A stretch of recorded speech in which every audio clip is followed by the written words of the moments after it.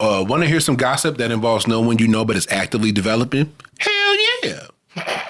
Old tea, but interesting nonetheless.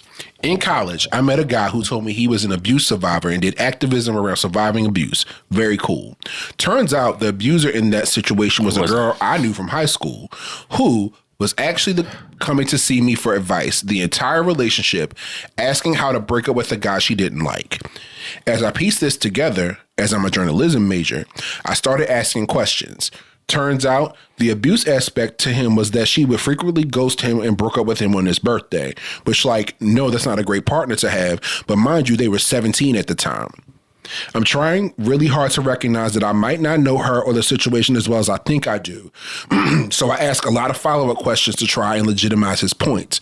But he tells me that he called the girl's father, asking him to disown her because of the breakup, and told him that she was definitely a narcissist. Bro, I visibly make a face. He gets pretty argumentative with me because he can tell I'm not really on his side.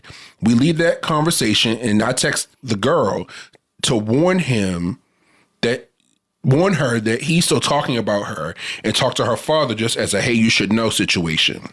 Fast forward to the next semester. He and I are both in the same study abroad program. He is still telling the story to the group I'm in, and holes keep getting bigger and I can't help myself. I tell my friends who heard the story one time right after he left about the inconsistencies and how I knew the girl at the time and it didn't add up. All of a sudden, my mail starts going missing from our dorm and ends up in his room. I have to go into M's bedroom. The dorms all had living areas to retrieve it from him, and he's weird about it. His roommate comes in early, which feels like the only reason I got out of this situation. A week after that, while I'm taking a nap in my room, someone comes into my dorm and stares at me while I'm half asleep, starts coming into my room, and then bolts before I can figure out who it is. I swear it's him. Anyway, after that, COVID made our program end online, and I never saw him again when we got back from COVID. Fascinating. He's the abuser.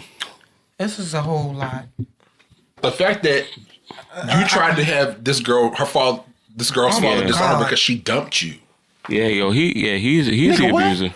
You need to go see the lady too. We've sent a few people to the lady today. Yeah, she might like us because we paying her mortgage. Listen, because you paying her mortgage. All y'all got problems. Paying her mortgage, buying her a summer home.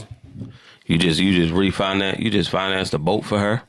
Shit, nigga, like yo, that right there and everything that you just said, it sounds like he's a narcissist, he's an abuser, and then he tried to get the girl father to disown her because they broke up. And it's like the problem with niggas with lies. Yo, y'all keep talking, y'all keep saying the same shit, and then it sounded like he might have changed some shit up. But usually, I heard a dude say on Instagram. Usually, when a dude be like, "Yo, the ex is crazy," or "The ex is this," it's something else to that story that he not telling. So you gotta try, and it's like, the dude tried to say all niggas do it, but.